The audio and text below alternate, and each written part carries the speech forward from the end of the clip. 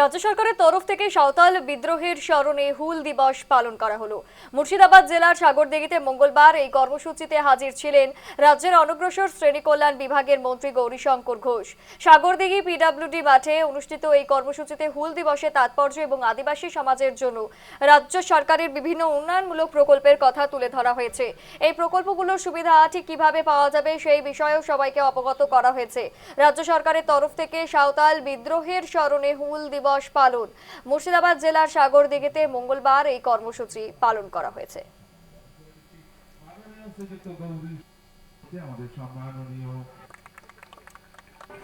দেখুন, এটা প্রতি বছর হুল দিবস পালিত হয়। আমাদের সরকারের আমলে প্রথম হুল দিবস। 4 তারিখে রেজাল্ট বেরোনোর পরে জনগণের যে সরকার গঠিত হয়েছে, বাংলায় নতুন সরকার, যার মুখ্যমন্ত্রী মাননীয় শুভেন্দু অধিকারী মহাশয়, সেই সরকারের উদ্যোগে আজকে প্রথম হুল দিবস। আর এই হুল দিবসে দাঁড়িয়ে আমরা আমাদের বক্তব্যের মধ্যে দিয়ে বলেছি যে আমাদের জনজাতি গোষ্ঠী যারা রয়েছে, এসসি সম্প্রদায়ের মানুষ যারা রয়েছে, ওবিসি সম্প্রদায়ের মানুষ রয়েছে, তাদের জন্য বিসিডব্লিউ ডিপার্টমেন্ট, অনগ্রসর কল্যাণ দপ্তর অনেক সুবিধার বন্দোবস্ত সংবিধানগতভাবে রেখেছে। দুর্ভাগ্যের বিষয়, সেই সমস্ত সুযোগ সুবিধা অনেক ক্ষেত্রেই আমাদের ঘরের ছেলেমেয়েরা পায় না। সেই কারণে আগামী দিনে যেন পায়, তার জন্য আমাদের সরকার সব ধরনের চেষ্টা করছে।